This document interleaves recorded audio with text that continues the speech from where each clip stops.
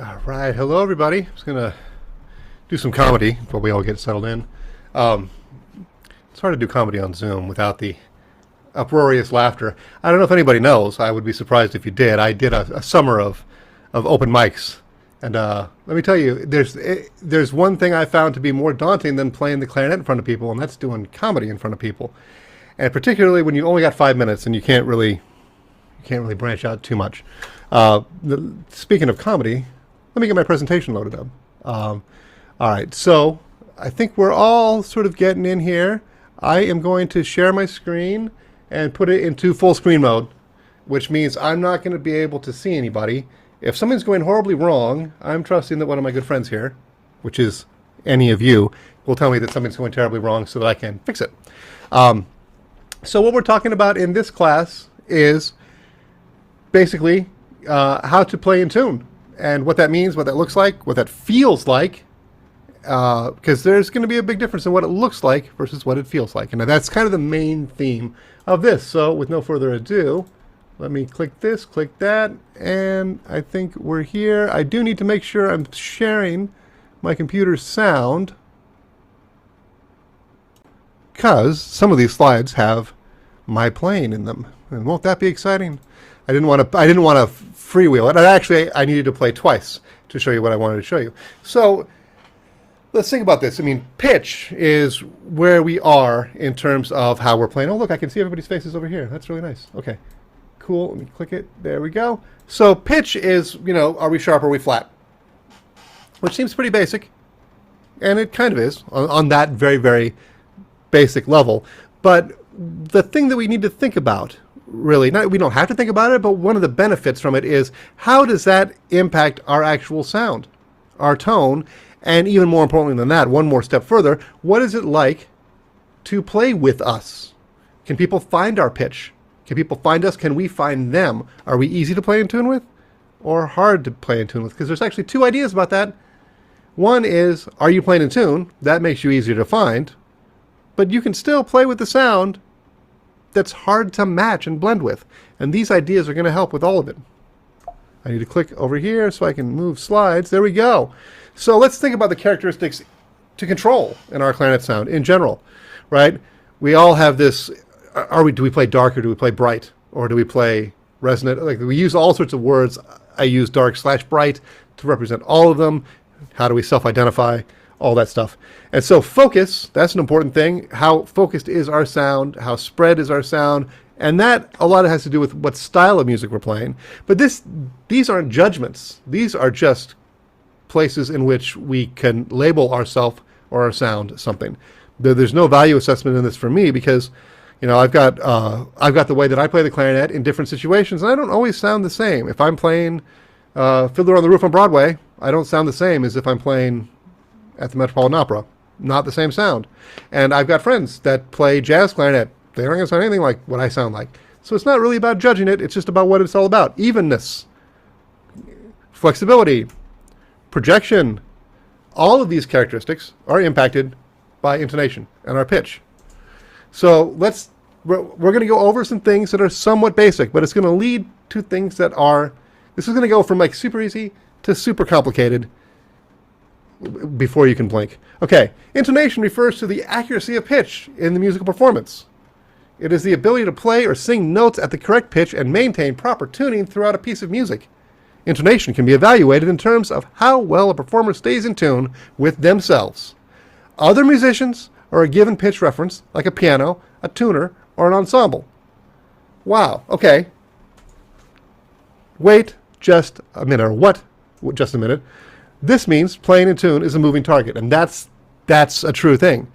There's no way that, like, if you play in tune with your tuner, that does not mean you're going to be in tune, because that would mean everybody is playing in tune with your tuner. If you're playing in a band, if you're playing in an orchestra, that's not happening.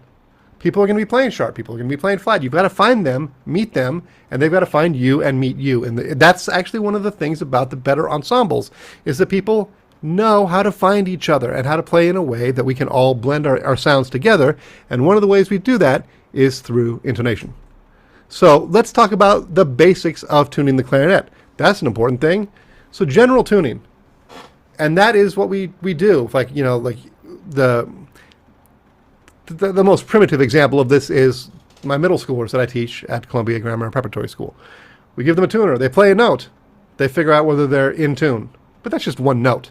But that's given us a lot of information about where their instrument is and is it possible for them to play in tune. So we use a tuner. The tuner will show, and each tuner is a little different in how they show it, how many cents sharp or flat you are compared to the frequency of the note that you're tuning. And so this will tell us a couple things. The frequency of a note is going to be expressed in a number. We've all heard of A440. That is the standard agreed upon pitch level that we tune to. I'm going to make a suggestion. Set your tuner to 441 because we don't actually play at 440, and that's just true. People don't like to acknowledge that. 442 is even higher than that, and that's where Europe plays. So if you've ever tried to play along with a recording of a German clarinet player, they're playing at 442. It's a different pitch, and it's hard to get to on our equipment, at least in general. Some notes easily go there, some don't. Okay, so clarification of terms, tuning at 440. In music, 440 refers to the internationally standardized frequency, measured in hertz, of the note A above middle C. This means that when a note A4 is played, it vibrates at 440 times per second. This frequency serves as the reference point for tuning all other musical notes, ensuring that instruments are in tune with each other. Oh my God, if it were just that easy. Okay, what is a hertz? In music, Hz stands for hertz, which is the unit of measurement for frequency. Frequency refers to the rate at which sound waves oscillate, measured in cycles per second. A higher hertz value means a higher pitch, while lower hertz value means a lower pitch. There's actually, I should have put it in this presentation, there is a great video of the opening chord of Beethoven 3, the Eroica Symphony, where they play just the first 2 or 3 chords, and you get to hear how different pitch is on all the different recordings. It's stunning, and that is what we're talking about right now, the basic level in which we're playing. Okay, but let's get to this. What's a cent? In music, a cent is a unit of measurement for musical intervals. Specifically, a logarithmic measure of pitch difference between 2 notes, 1 semitone, a half step, in equal temperament.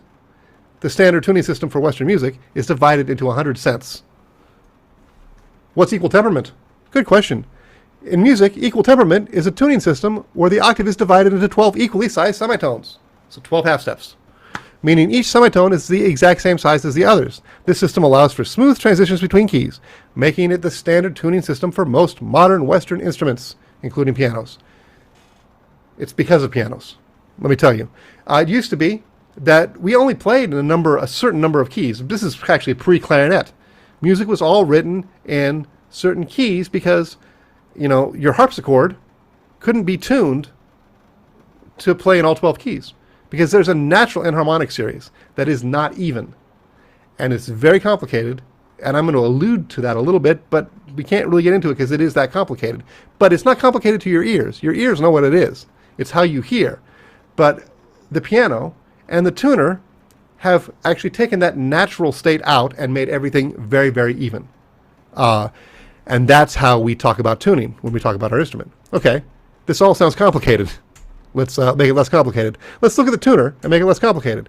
This is the tuner I use most, which is on my phone. This is a picture of my phone at 10:55 at night, probably last night, where this is the interface for the tonal energy tuner. It's a great tuner. So this is an app. I think it's like $5. The best $5 you could possibly spend because it's a great tuner and a great metronome. Okay, so here's an up-close look at it. Let's take a look at this. That's the transposition.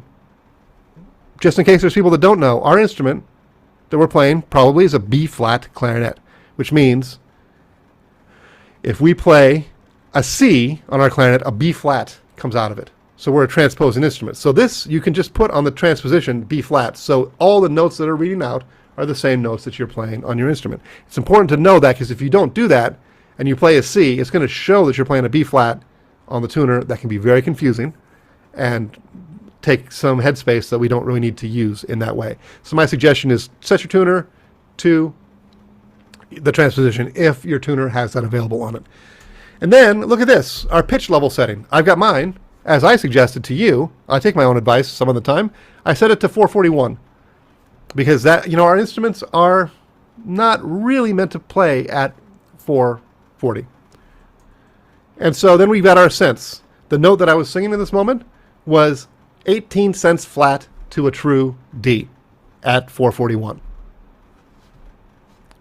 And you can see it's represented visually in terms of that yellow line of where it is, but also by the negative 18.1. Okay, so then let's talk about the basic adjustments we're going to make with our clarinet. If you're sharp, if it was said plus 18, pull your clarinet apart at the barrel. It'll look like that. I would suggest that that is about what you would want to play at normally. I've switched to a Brad Bain adjustable barrel, but when I played on a regular barrel, it was always pulled out 2 millimeters, probably. And then I would actually pull out in the middle of my clarinet. We're not going to talk about that, but in between the joints, I pull out a millimeter there too. If you're flat, make sure you're pushed in all the way, like this clarinet. So that's actually how we make the basic big adjustments when we're tuning. Intermediate steps are to start to use a tuner as part of your everyday practice. An important consideration, intonation, we use our ears, not our eyes. But what we're talking about so far is using our eyes to assess whether we're in tune or not. But that's just because we're trying to get a basic sense of it. This is going to get hit really hard. The next 2 slides basically say the same thing over and over. Looking at the meter while playing has very limited value, if any at all.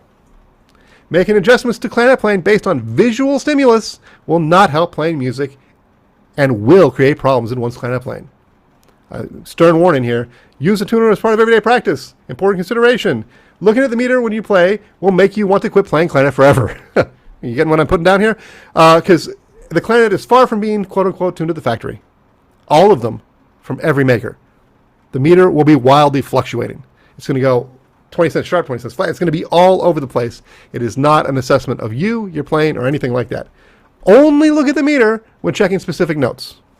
Like if you, I don't know if I'm on original sound, I'm going to check it out. Let's say you wanted to, my original sound is on. Whoops, so let's go back.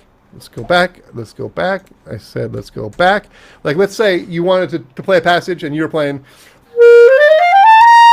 and you wanted to know where that C was.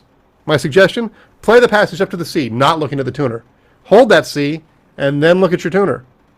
That way you'll know where it actually is. Because if you're looking at the tuner, you're going to be trying to adjust it in real time based on your eyes, which doesn't have anything to do with playing the clarinet in real life. Okay, here's how to use a tuner to support good habits and good tone. Let's do this, because this is important. Use the sound/drone function on your tuner or tuner app. The Tonal Energy app has a sustain button. You press it, and it's going to sustain the note that you tap.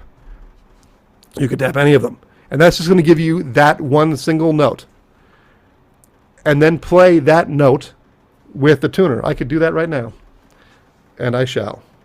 I wasn't planning on it, but what the heck. So I'm going to put on the sound, hit sustain, and I'll make it a C. Let me make that louder.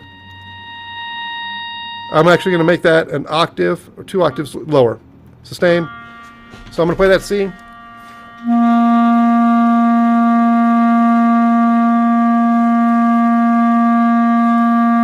I was a little flat. Pulled it right in. Let me turn this off now that I've shown it. Please, please, please. Okay, there we go. So what that does, the Tonal Energy app is great because it'll actually listen to your tone, not the tone it's making itself. And it's going to tell you if you shouldn't look at it, but if you do, because it's tempting, to help your ears understand whether you are sharp or flat. Because that's one of the things we have to do is figure out on our own whether we're sharp and flat by actually hearing the note that we're playing. So if you play slow scales with the drone playing, the first note of the scale, right? So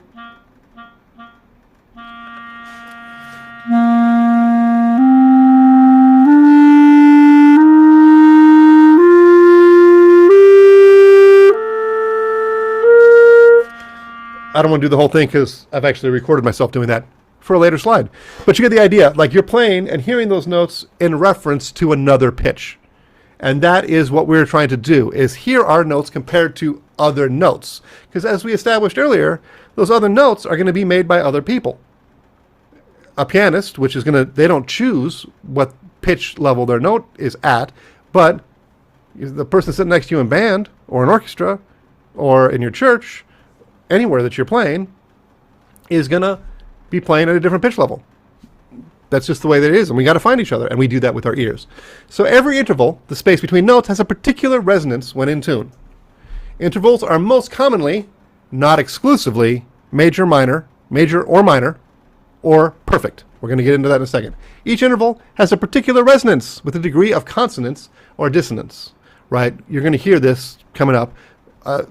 Intervals either sound at rest or in conflict with one another. This may seem daunting. The only way to get a handle on this is to practice hearing them. Practice very slowly with the drone on the root. Practice both major and natural minor scales with the same root. So in this example, you're going to hear me play with a root tone that is generated by me. I made a recording of myself playing a C, and then a C major scale. And I did that with both the major scale and the natural minor scale. Okay, so let's hear C major.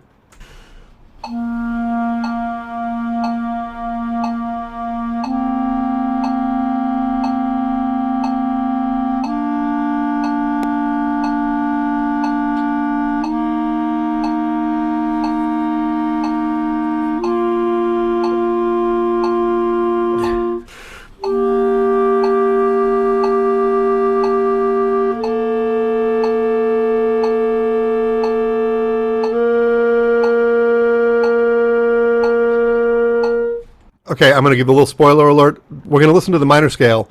Listen to the difference between the way the perfect intervals resonate, the perfect unison, fourth, fifth, and octave. They have a very special resonance that is very calm, very stable. And the major and minor intervals have a little bit of a rub in them, even if they're in tune. I did a pretty good job of playing this in tune. If I really wanted to obsess about this, I would have made a slightly better one. But I hope that my points are being made despite some flaws. Okay, so let's hear C minor. Now, the other thing you're going to notice is the unison fourth, fifth octave are present in both the major and minor scales. It's the other intervals that have switched from major to minor, with the exception of the second, the D, which is the same.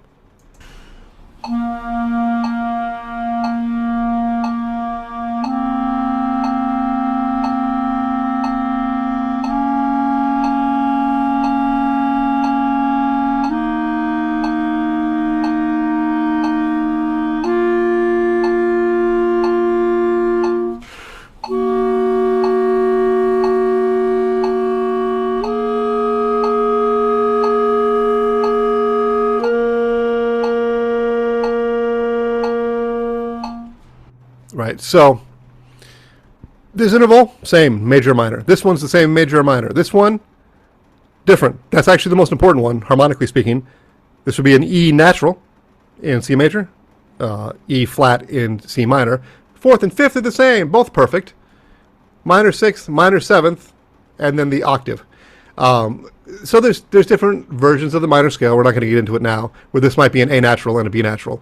But I want us to practice hearing as many different intervals as possible, and that's making them the same as they were in the C major scale. So this one's actually a little bit nicer to practice, but this is the speed I practice it, because we shouldn't be practicing intonation quickly. Do it slow so we can really hear it.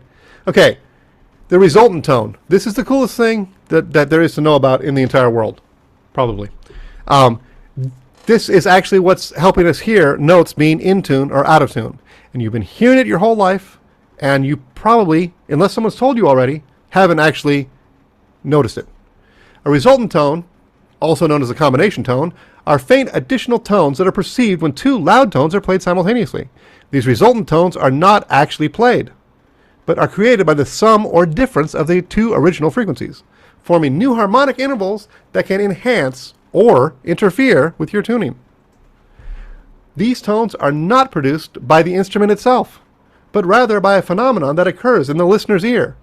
The auditory system processes the interaction of the two loud tones and perceives an additional tone based on the combined frequencies. That is amazing. That's the natural enharmonic series at work, right? So here's the thing. Here's why the perfect interval sounds so different.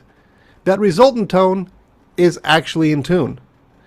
The other intervals have a more complicated resultant tone that it's not quite as in tune. But when we hear that of not being in tune, that's the resultant tone not being in tune. And that's something that we've all experienced, we've all heard, but that's actually what it is.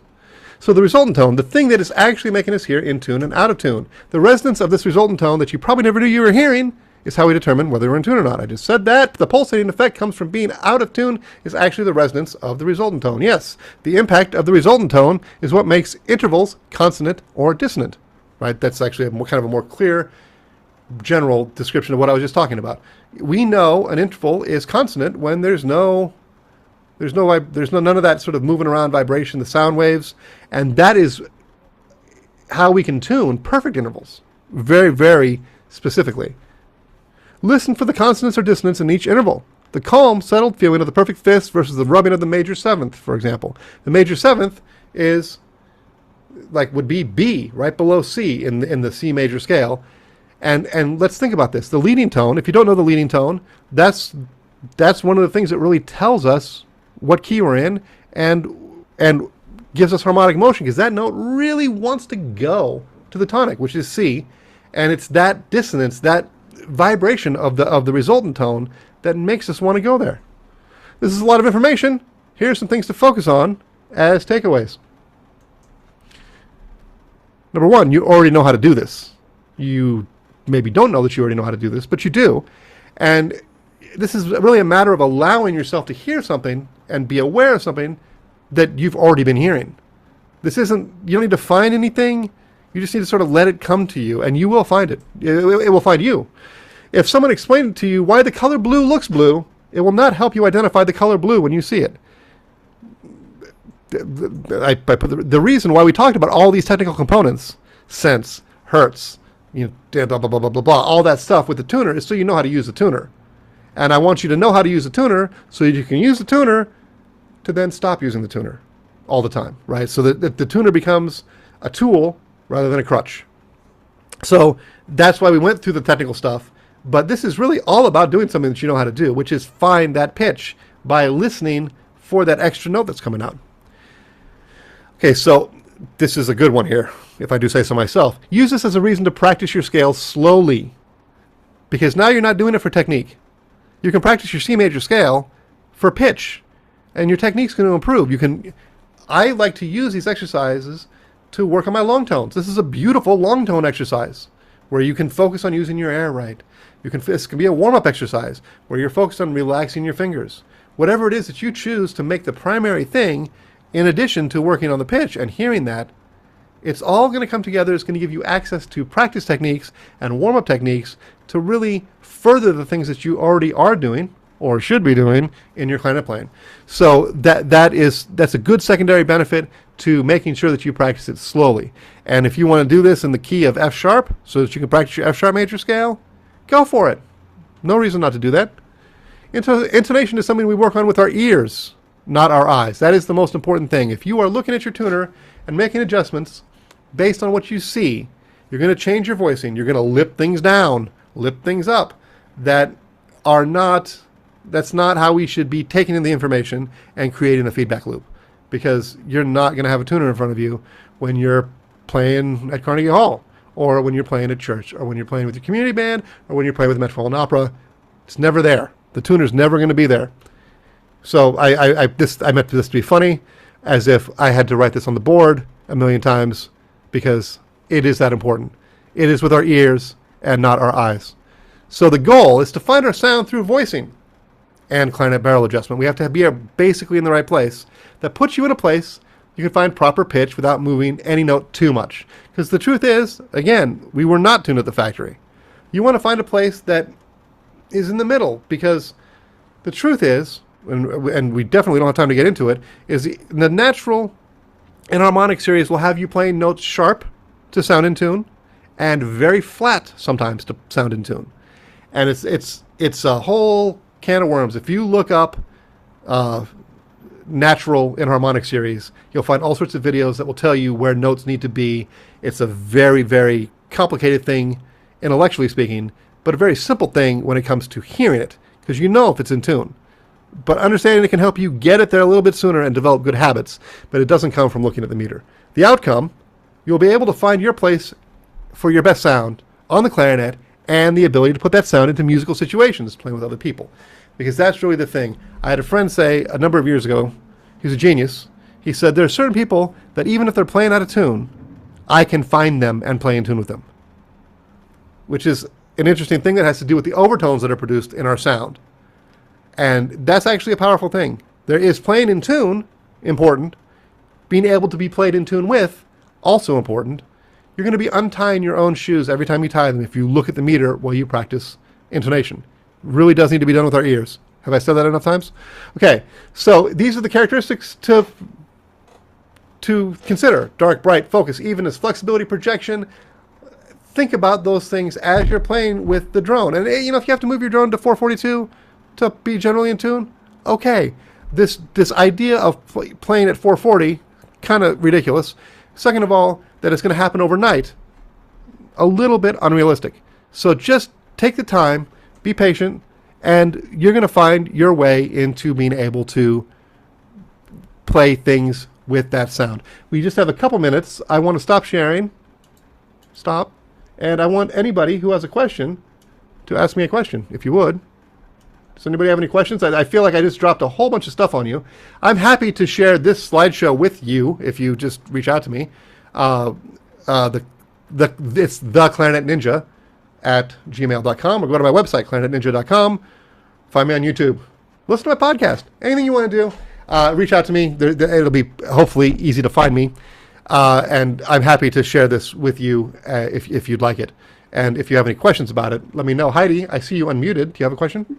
Yeah, I do. It's a quick one on your resultant tone, and I wonder if it explains a conversation I had in my band with my partner, and we're playing the same music, and we were holding a note. I forget what it was, but I thought I was in tune, and he thought he was in tune, and we were both hearing what I think you just called the resultant tone, and there was a bit of a vibration in the sound. Does that mean we were matching well, or something else was happening? No, it means you weren't quite in tune. Okay. Because that vibration of the sound is the not being in tune, and but this is separate. Let me give everybody some advice. Everybody thinks they're playing in tune. Everybody, and it's a very difficult conversation to have, right? Because everybody is going to say, no, you're sharp. And then you're going to say, no, you're sharp. Because when we play with other people, one of the ways we hear ourselves is by being a little bit sharp. And so that's also something that is completely separate from the ability to play in tune. In order to hear ourselves above other people, everyone tends to play a little sharp. In a jazz band situation, the person playing the sharpest is the lead trumpet player, because they need to be heard more than everybody else. So they're actually, some of them actually call it like lead trumpet intonation. I actually heard a guy says, "Oh, yeah, you're playing with classical intonation." Okay. So there are some real things happening there. All I will say in terms of like real advice is just be careful when you're having conversations with people about pitch, because everyone's really sensitive about it. And I certainly am. If somebody turns around and says, "Can you bring that down a little bit?" I have to hold in my real response. Just say, "Oh yeah, sure, I'll listen to that." Thinking to myself, yeah, you just play in tune. Like, no, there's a lot of things that happen in that situation. So those conversations can be difficult for sure. Does anyone else have any questions? Yes. Let's hear it. I can't. My eyes are bad. Let me see. Okay. I just pressed the wrong button the wrong way. I need to click one more button. Sorry about that. Okay, tell me, Lama Rade. Wendy? Is it Wendy? I'm just seeing your last name. Your last name. Okay. Sorry. Okay, Wendy, what's up? What's your question? Okay, I'm in a sort of a different situation. I also play oboe. So I'm playing oboe, and I'm the one next to the first clarinetist. Right. And the other oboist is sitting to the left of me. And then she has the flutes on the other side of her. Right. So if she's tuning to the flutes, or is it she's supposed to be tuning to me? Or am I supposed to be tuning to the clarinets, or am I tuning to the other oboe? You're going to get a lot of different answers.